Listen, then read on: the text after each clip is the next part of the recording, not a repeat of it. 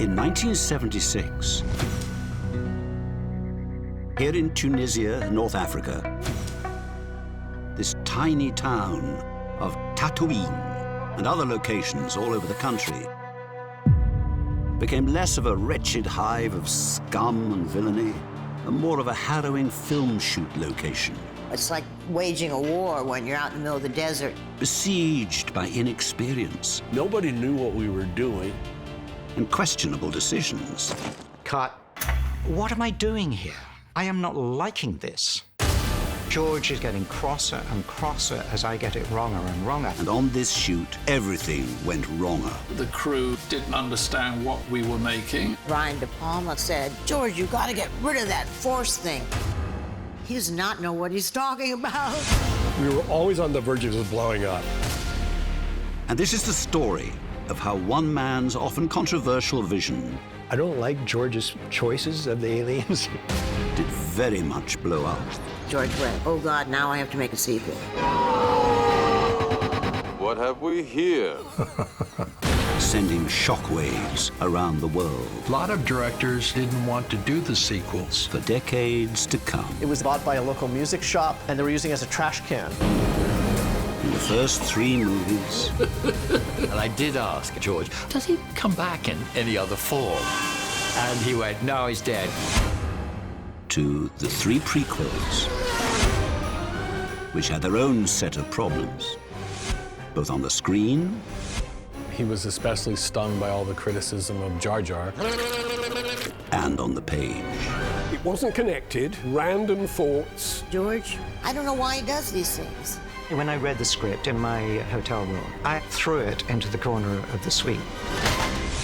So, strap in This is where the fun begins. and hold on tight as we dig deep Carrie Fisher pulled out half an hour's worth of hair for hair and makeup to primp it back in. to discover the gems It's the only time I've ever heard somebody tear into George Lucas. and reveal the secrets The way he dealt with my leaving him was to decide that I never existed. on Icons Unearthed, Star Wars. Don't even go there.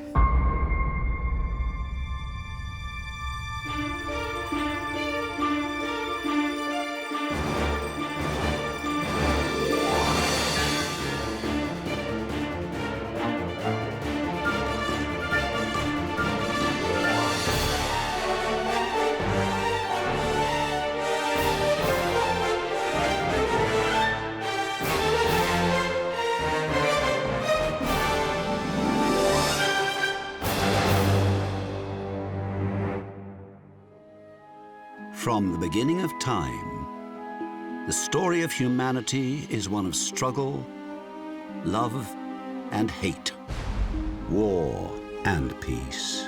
But it's the relationship between parents and children, fathers and sons, that really captures our imaginations. And one particular story more than any other. No, not that one. That's a different kind of father and son story altogether. But Star Wars is the story of a father and a son, both on screen and off. How one young Californian was driven to greatness through conflict, perseverance, and the greatest motivation of them all. It's about the hope that there could be a resolution to that incredibly painful relationship. I know there is good in you. Good in you. Good in you. Good in you. George's father was a small businessman in Modesto, California. And as it happened, George Lucas was a small boy in that same town. George Lucas was born on May 14th, 1944. His dad was George, and his mom was Dorothy Baumberger. His father is working a great deal in order to take care of the family. George was part of that generation that didn't have TV for the first part of their childhood, so he listened to science fiction radio dramas growing up. Until the radio gave way to a new kind of square box. And he begins watching what was very common content for kids at that time, movie serials from the 1930s that got put on television. Flash Gordon, Buck Rogers. Pretty soon, it became obvious George was watching a little too much TV. George didn't like going to school as a young kid. What he did like was cars. It was really what he thought he was going to do. He thought he was going to be a professional car racer. His love of speed was about to bring George to the first major turning point in his life. In 1962, in his senior year, he was struck by another teenage driver at 90 miles an hour. The car flips over 4 times, hits a walnut tree, and he was thrown from the vehicle. So George is in the hospital recovering from a near-death experience, and he thinks, wait, maybe there's a reason I was spared.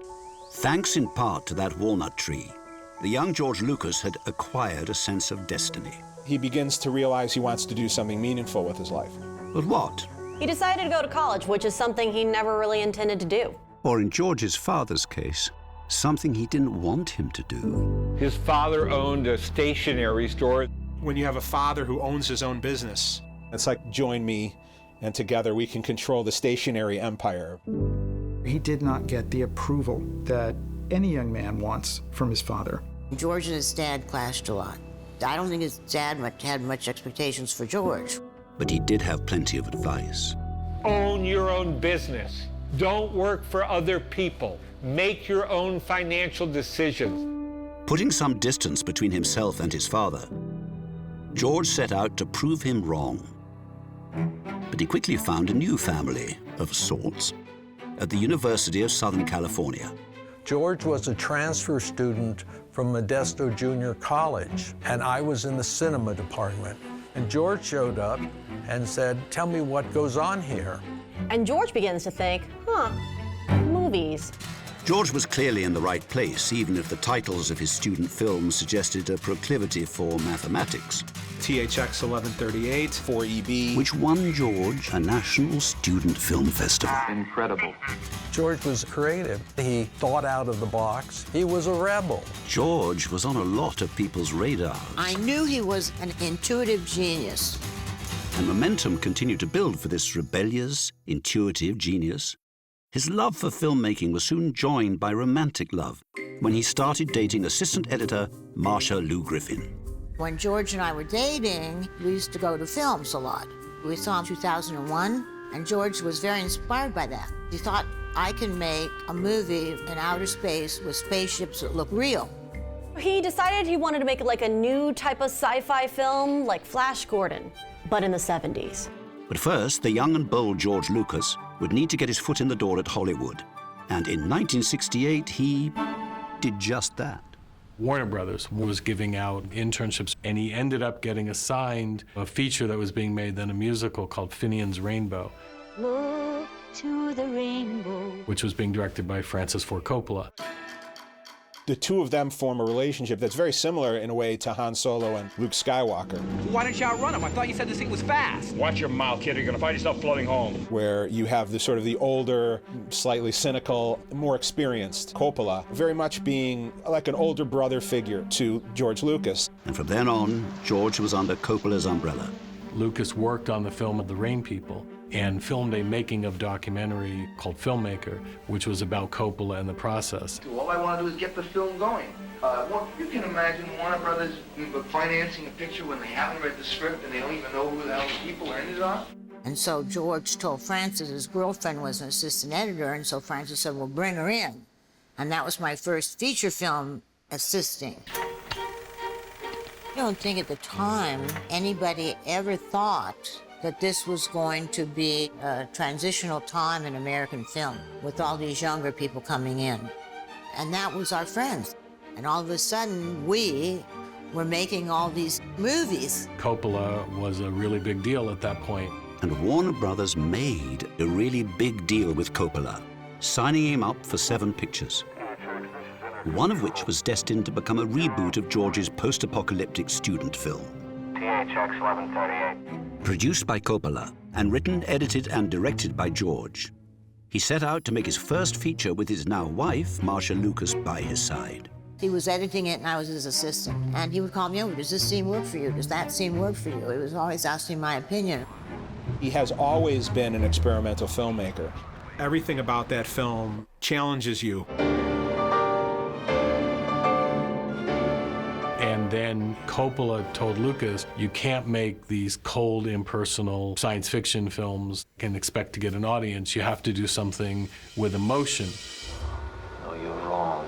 And famously, Lucas said something like, it's not hard to make people cry, I'll show you, I can do it. And George knew exactly where to go for an emotional story. Back home. But he decided to make a movie about his youth. This coming-of-age film focused on an idyllic version of George's youth. We are going to remember all of the good times, is what we're going to do. But it was just a movie, after all. Bye, son. Call us when you get there. George's reality was quite different. His father did not respect the entertainment industry. So no matter how big a success you are in the entertainment industry, it's not the same as success in a respectable field. But George's father's disapproval was soon replaced by the disapproval of the studio because with Coppola busy on Godfather 2... George is left to deal with the studio on his own, which he was not a fan of. In fact, that experience cemented his dislike for the Hollywood studio system. Yet despite the difficulties... American Graffiti isn't just a hit, it is a blockbuster. It earned $140 million at the box office. It remains one of the greatest profit-to-cost ratios of a film ever made. And that was the genius $700,000 movie. George Lucas had arrived. American Graffiti is printing money, and now George is the hottest director in town. He was offered a lot of films. He turned down every one because he has this ambitious project. I really want to make a sci-fi film and reinvent the genre. George gets to work. Like a new type of sci-fi film. On an idea he seemed destined to make. Flash Gordon in the 1970s. This idea was actually Flash Gordon. He made an inquiry into the rights to Flash Gordon. He was turned down. Luckily for us all, Dino De Laurentiis had beaten George to the punch, which left George with only one option. He decided to make his own space opera. So George is thinking, okay, I make a space opera, even more successful than American Graffiti. I could make my own independent studio. And this almighty concept, poised to change cinema history, was called... It was actually entitled Journal of the Wills. He puts down on paper sort of a 2-page summary. Well, really more of a first draft of a first draft, which George would soon toss out anyway. So exactly what the wills are is a little bit fuzzy. But an altogether different story was slowly coming into focus. In January of 1973, George has written a summary of what he's envisioning, now named The Star Wars. It's the story of a general named Luke Skywalker who helps a princess who, at the end of the story, turns out to be a demigod. George, at this stage, is putting together a 14-page treatment that he's going to bring around to the studios to shop Star Wars. The first studio was Universal. Because Universal had the first right of refusal after American Graffiti. And refuse they did. Next up was United Artists. And they also passed on Star Wars because everyone thought, sci-fi, that's dead. There aren't a lot of big science fiction films made at this time. Really, the only big ones are the Planet of the Apes films. So by picking sci-fi, everyone thought that George was just making a big, huge mistake.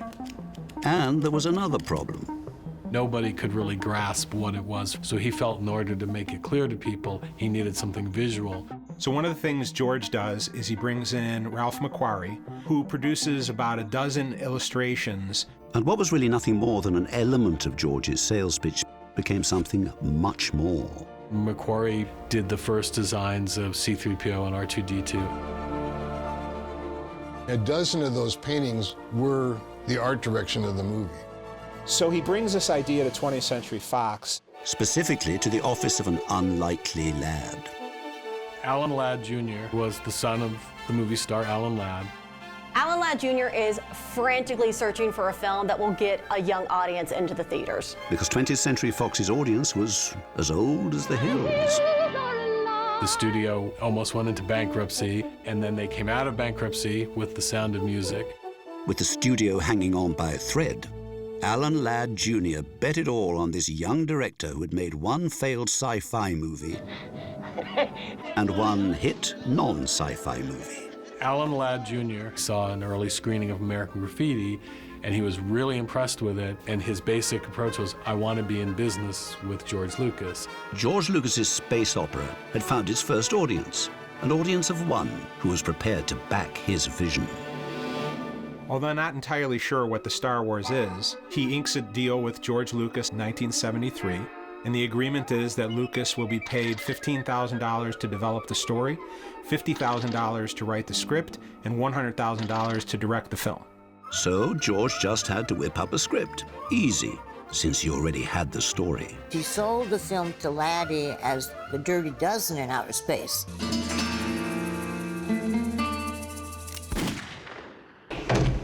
But the script became a lot of things. It took him actually about 4 years to write the script. But only about a year to ink what would turn out to be an incredibly consequential contract with Fox. What he really wanted was the rights to the sequel. Because like his dad had always taught him, retain control and ownership. Always his goal. The biggest lesson from his businessman father. To which Fox said, sequels? What sequels? He was interested in doing a sequel if it worked out. He felt he had enough material. Oh, and there was one more thing. He asked for merchandising rights. And Fox gave it to him easily because they didn't think there was going to be any market for a sequel and no value in the merchandising. And for that, we can thank none other than Dr. Dolittle. I feel it'll be a film which all the family, including the animals, are going to want to see. The Dr. Dolittle toys did little sales, sealing the fate of movie merchandise. It spectacularly bombed to the point where no manufacturers wanted to get involved in a heavy way with movie merchandising. George wasn't interested in more money. He just wanted the rights to make any sequels that could be made. It was a gamble. And right now it was all riding on one script with more than one problem. We all felt he needed a female character. That doesn't sound too hard.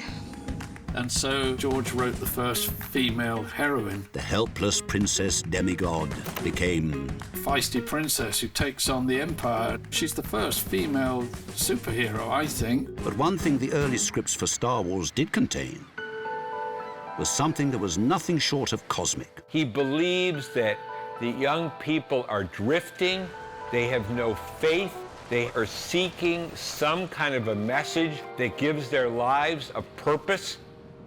George Lucas believed he had a universal message, and he called it the Force. The Force? Yes, the Force. I was raised Christian Scientist. Well, we used to say man is spiritual and not material, and the Force is something that's spiritual. It's an energy field created by all living things. And so when he had the Force written into the movie, I knew how important that was. It had to be important. That was the glue that held it all together. George had conceived a Bible for a new cosmology, but he still needed some apostles to write the scripture. So George was fantastic with narrative plot. He wasn't so fantastic at writing dialogue. Dialogue is not his strong suit. And so Gloria Katz and Willard Huck come in. They worked on American Graffiti, and they punch up Star Wars. About 80% of the Star Wars final draft is their writing. When I read it, I said, this is great. This is really working. I love this. And then George said, I'm making this movie for 10-year-old boys. And I thought, this is a movie 10-year-old boys are going to love. But I didn't think the rest of the world was going to love it. With the script ready to roll, Star Wars was due on screens in under 2 years. And George still didn't have a producer. All he knew was that it wasn't going to be him. So George really didn't like handling money and scheduling, so he hired a producer to deal with all of that. Gary Kurtz, who George knew from American Graffiti, was signed on to produce in early 1975. George had 100% of the creative development, and Gary Kurtz had 100% of the logistics. And after the staggering financial success of American Graffiti, having Gary on board could only be a good thing. Oh, Gary. Gary was an odd bird. But still, George and Gary were solid, so no problems there. And as for the editing, Marcia would do it, of course. No, I was not going to edit Star Wars. We're going to be on location in London and Tunisia, and I wanted to be a lady of leisure, and I wanted to have a baby, and George said, yeah, I guess we can afford to have a baby now. Instead, that honor would go to a British editor, Not that they were anywhere near having anything to edit yet. They obviously knew, as Star Wars was shaping up, that they were going to need to do special effects. Make that extra special effects. Normally in special effects in the past, the camera stood still, but the model moved. Instead, George wanted the camera to move. He wanted that for the dogfights, and he wanted that for the special effects. What Lucas imagined was the classic World War II film Dam Busters in space. There had never been a dogfight in a science fiction film before.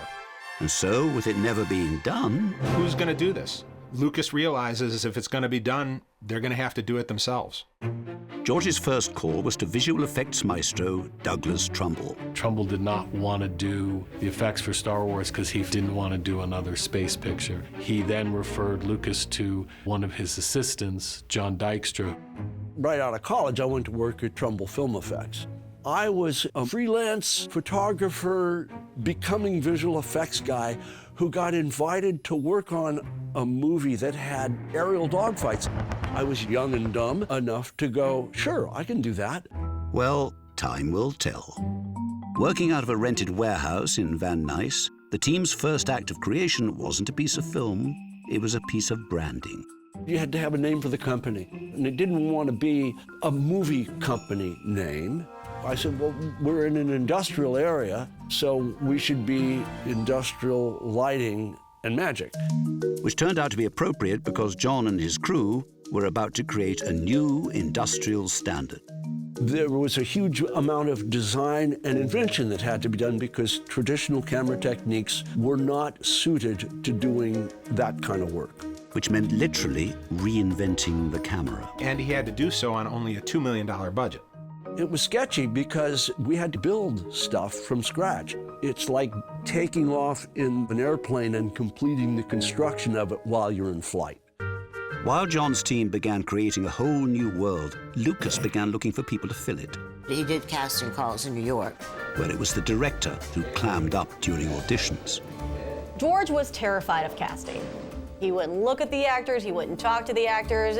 At least he could get away with doing half a job by doing a dual casting call with his director pal Brian De Palma, who was looking for actors for his upcoming movie. So they were basically seeing all the young actors in Hollywood for both Carrie and Star Wars. He wanted unknowns in those roles. He didn't want to have actors recognizable to the audience. Who is this? Many young up-and-comers auditioned. Han Solo could easily have been Kurt Russell. What's that little droid carrying around that's so blasted important? But for George Lucas, the choice was obvious. When he came home from New York one day, he was so excited. He found the perfect actor to be Han Solo. It was Christopher Walken. Can I confess something? The same unique Christopher Walken who would go on to play the psycho brother in Annie Hall. I just thought, he's not a soldier of fortune, a handsome hunk that I envisioned Han Solo to be. Marcia had her heart set on another actor. You gotta use Harrison Ford. Han Solo.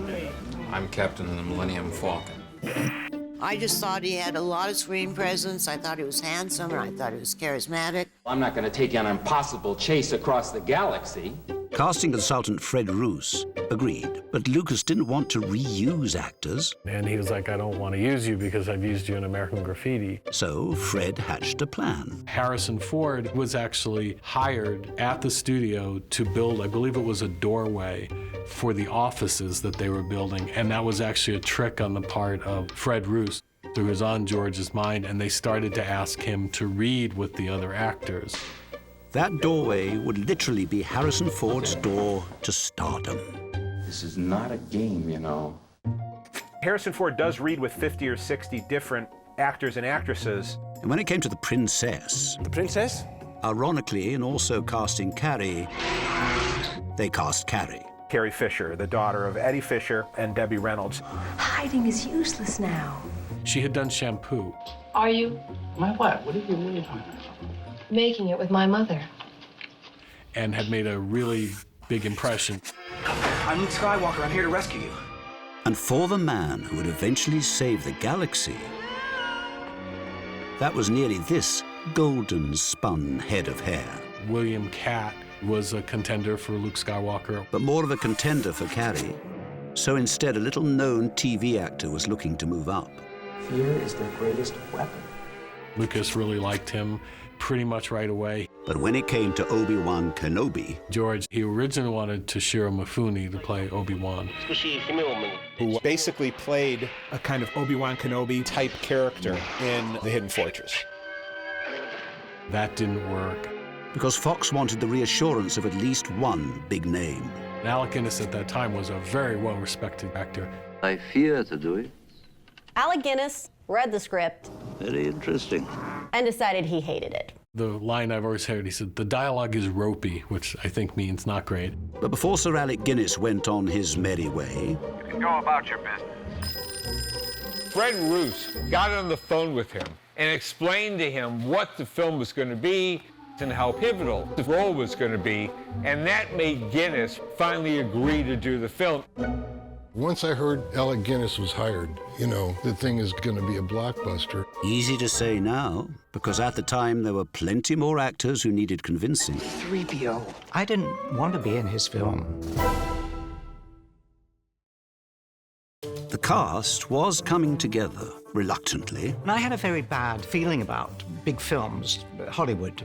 And then to meet somebody who was exactly the opposite of what I'd assumed. He wasn't a pot-bellied, cigar-smoking, kind of loudmouth, you know. It was George, small, kind of diminutive, gentle, shy, wearing one of the worst check shirts I'd ever seen. George had only a couple of questions. You're an actor? Yes. You're good at mime? Well, quite good. Like, what do I say to this man with whom I have nothing in common? And if George's awkwardness wasn't confusing enough, then the room's decor certainly was. Looking around the office, they had paintings of weird stuff around the room. There was a big ball thing. And then there was a black helmety thing. And then there was some spaceship with zooming. And then in the distance, there was this figure. Not just any figure. This painting, created by Ralph McQuarrie to help sell Star Wars to the studios, while Anthony Daniels was buying it too. The Ralph McQuarrie concept painting was so, I don't, even to this day, I don't really have a word for it. But after seeing that, Anthony knew exactly what to say to George. Please, may I play the part? Imagine saying that. And George went, sure. And that was the beginning. The biggest actor on the set, physically at least, would be the man no one would see. David Prowse was actually a bodybuilder who then segued into acting. They were looking for big actors to play Chewbacca and Darth Vader. And Prowse chose Vader because he said the villain is going to be the more memorable character. Now, to bring the practical world of Star Wars to life, Lucas would need a set decorator. Which in that time was in charge of props, vehicles, interiors of the sets, weapons, everything. Lucas approached the young Roger Christian. The two had a similar vision for the world of Star Wars. My impression was a spaceship should be like an old car in a garage that you've kept going and it's dripping oil and all of this. Little did I know at the time, I was actually describing the Millennium Falcon. Roger was hired, but he had to do it on a nearly impossible budget. I had $200,000 to set decorate this entire film with. That's the real trick, isn't it? When I read the script and did my breakdowns of what we required, I thought, well, I can't do this conventionally. This is never going to work. Plus, we didn't have time. On March the 22nd, 1976, Hollywood landed on the desert sands of Tunisia for the first day of filming. What a desolate place this is. George Lucas' set was quiet and a little tense. So they start filming, and they chose this place because it hardly ever rains there, and it rains there. We're talking winds, floods, all that jazz. I know the sets were blown away. Even parts of a sand crawler ended up a mile away. The whole thing turns into a mud. We couldn't work. Isolated, with few resources, in the middle of nowhere. George had to make do with what he could to try to catch up. At one point, they even managed to drop the VistaVision camera. The silence was like, we're in the middle of nowhere. You know, it's like waging a war when you're out in the middle of the desert and you have to feed people and transport people. Or, as Sir Alec Guinness put it, he said, filming isn't usually like this. You will be in other films and you will find them different. Star Wars might have been different, but at least the actors had each other and their daily allowance or per diems. He called me over and he said, have they given you your per diem yet? I had no idea what a per diem was. And he also had no real idea what he was getting himself into. I was kind of in this carapace, this shell. And I think the scary thing was, with an Allen key, closed that. So my neck is now in a metal ring. And he realized when he got that suit on, he couldn't go to the toilet. There was nothing. Don't get technical with me. We were all kind of making it work. Hugely complicated. I remember walking over to the sand crawler, wobbling over really. And within about 3 steps, crushed my plastic shoe into my foot. But C-3PO wasn't the only droid having malfunctions. With R2-D2, most of the running was done with us pulling him down a wooden track, put a bit of sand up and pull him along. Meanwhile, Anthony Daniels was getting to know Kenny Baker, the actor who played R2-D2 off-camera. He was delightful because he was an entertainer. But on camera, the two barely communicated. Because Kenny, in that egg, with all the equipment in it and everything, couldn't hear him, so he would speak to him and then he wouldn't get a reaction.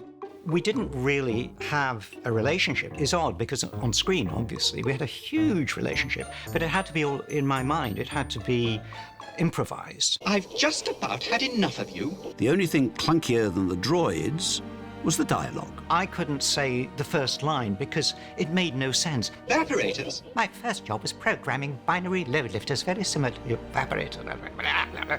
And I got it wrong 3 times. All George would say was, do it again faster. Do it again faster. Of course I can say it. And George is kind of getting crosser and crosser as I get it wronger and wronger. And he looked at me dead-faced. Don't worry about the voice. You can say anything you want. We can fix it later. That was fast becoming a mantra on the set. He's not an actor's director.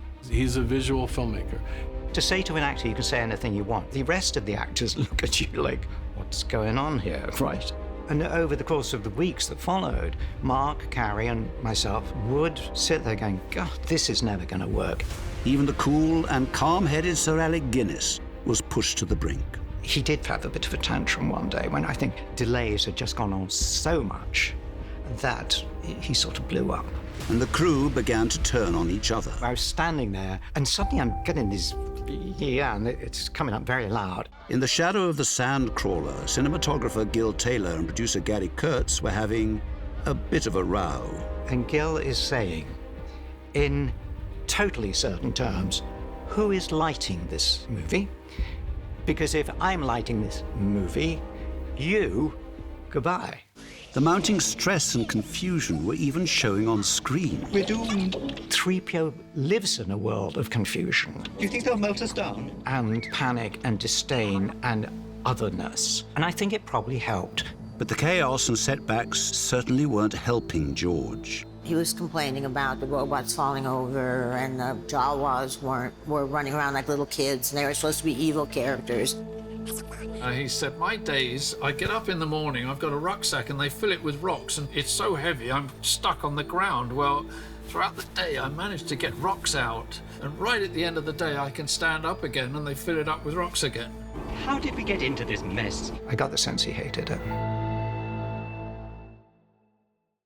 The machinery of Star Wars was literally falling apart in the desert. I don't think I can make it. But logistical problems were nothing compared to the massive holes in George Lucas's script, which was still shifting like the desert sands. In the shooting script, Obi-Wan lives. If you strike me down, I shall become more powerful. And he stays around until the end of the film, but after they escape from the Death Star, he doesn't really have much to do. You should not have come back.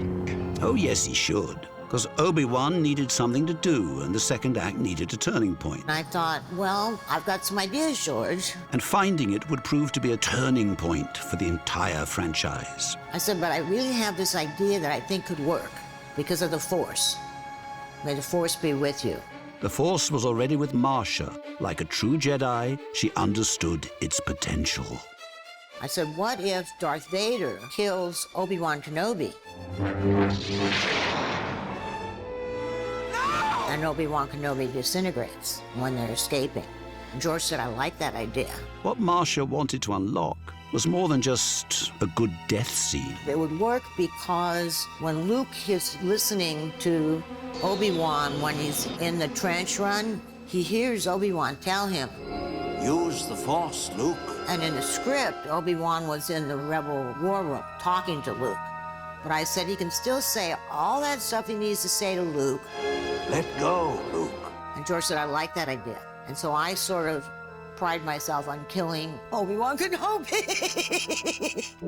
With the script still in flux, the production headed to Elstree Studios in England, happy to escape the desert heat. It was hotter than being in the desert. The English facility had the 7 sound stages Star Wars needed, and it was cheap. UK at that time was exactly half the price of America. And so the Millennium Falcon took shape in the English countryside. She may not look like much, but she's got it where it counts. Wanting to give Star Wars that dusty Western feel, Roger got down and dirty. If I buy scrapped aeroplane junk, I could make the universe that we wanted. And so? I bought mounted because it was cheap. No one wanted it. I started with the Millennium Falcon cockpit. I found some old fighter pilot seats I bought. I stuck those in at the back. Junk parts were the key to everything from R2-D2's dome. We went round the back of the studios and found an old lamp top. To Luke's binoculars. I found 3 different camera parts and glued them together. Which led to the lightsabers. This was a battery casing for a Graflex camera, which were the cameras that the press used. And for the Tusken Raiders' more primal weaponry, the Gaffy sticks. I found that to Tokyo Warrior stick. I'd never seen anything like it. I drilled the end and stuck a medieval mason. But after all this digging, the oldest piece of junk that Roger would use had already been dug up for him. The prop master one day told me to go up in the attic in the prop room. There was a full-size dinosaur skeleton. Well, that's become the Great Dragon now. And we couldn't afford to take it back. We left it there. Hey! Hey! On set, the cast was starting to feel much like those dinosaur bones stuffed in an attic. Millennium Falcon cockpit is like this big. It's better on this side of it than this side. It's better with this there on your right. It was sweltering. This is where the fun began. I'm standing there, dribbling, feeling disgusting, feeling sweat dripping. Every shot, between shots, somebody would come up to Mark Hamill and go, okay. Shooting on English soil, Lucas found he could ill afford even the slightest delay. You had to stop at 5:30 and they pull the plug, even if you're in the middle of dialogue. They didn't care. Boom. If you were going to go longer on a particular day, you had to get the union guilds to vote yes. Gary Kurtz always said if you wanted to get some decisions about next day, we would go to the pub because they'd always be in there. Most days, they didn't give George the extra time. Most of the crew didn't really understand what we were making, and they were not very supportive to George at all. George didn't really understand his English crew, and the feeling was mutual because they also disliked him and they had no respect for him. George says to this day that only 5 people stood by his side, and I was one of those. And the rest of the crew fought him, mocked him, disparaged the whole project. Worst of all, director of photography Gilbert Taylor simply didn't share his director's vision. It started on the first morning. I witnessed it. George was looking through the viewfinder setting up a shot. He said, "What are you doing?" to George. "That's my job. You look after the actors, I'll set up the shots." Now, Gil wasn't just anybody. He had an E-type Jaguar. When he would leave the studio, he had a scarf trailing off behind him. It was like a cartoon. It was great. George, on the other hand, didn't find any of it funny. People were rude to him. I felt really bad for George. The only person that, he felt he could vent his frustrations to was the one key American, Gary Kurtz.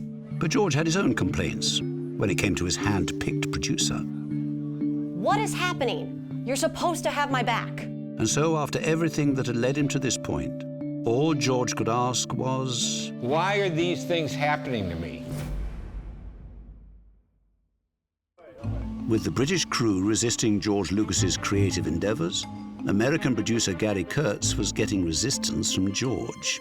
For Lucas, everything was a setback. And poor Gary is over here trying to keep George happy while also trying to stick to schedule and budget.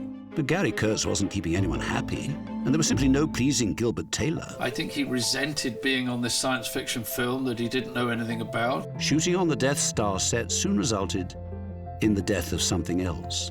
The first day on the Death Star, the big conference room, he walked off, said, "I can't light this," and walked off the set. But this was a common occurrence every day.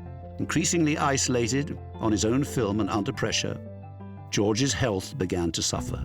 George became, as days went by, more and more suppressed and depressed by all the weight of the big movie.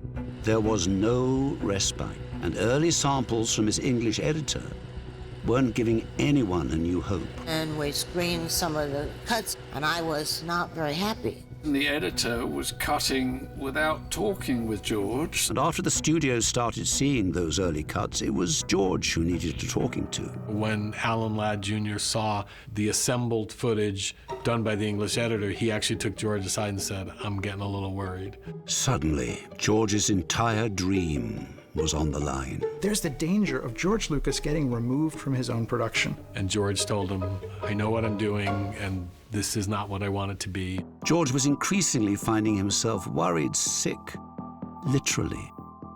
While filming, George is not eating well, he's not sleeping well, and he's getting sick a lot. There were these stories about a couple of key scenes he coughed during and ruined the take, and he was really mad at himself for that. But even if it was all unraveling in London, at least George could rely on his crack hand-picked visual effects team at ILM, who by now were well on their way to making progress. We've now gone 9 months, and we've spent $1 million, and we haven't got a single frame of film yet. Months of blue screen and blue sky thinking got ILM almost exactly nowhere. We were spending money like crazy. Nobody knew what we were doing. Dykstra's having some issues with his motion control cameras, and he's thinking, meh, I don't have to tell George this right this second. Because they were talented and would figure it out eventually. We basically knew that we could mold technology to create the art.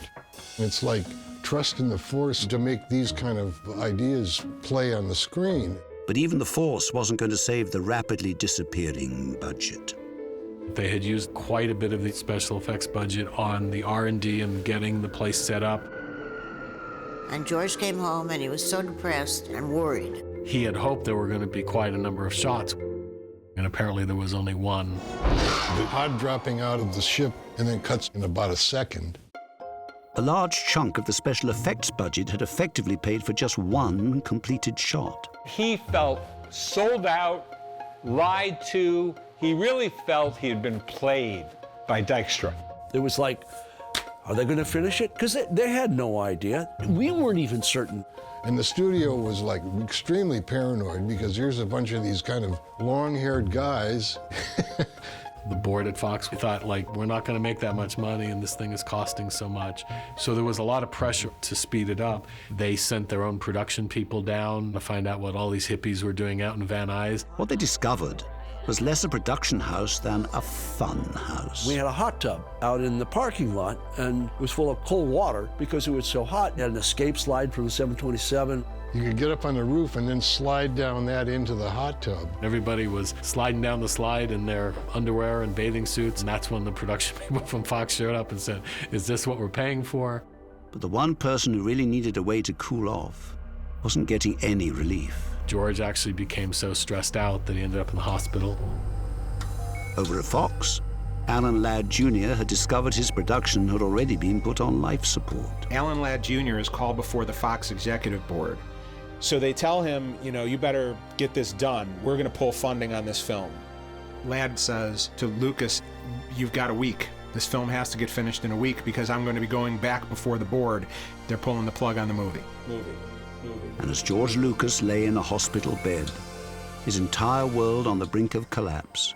Make your own financial decisions. I don't think his dad had much expectations for George. Could it be that his father was right after all?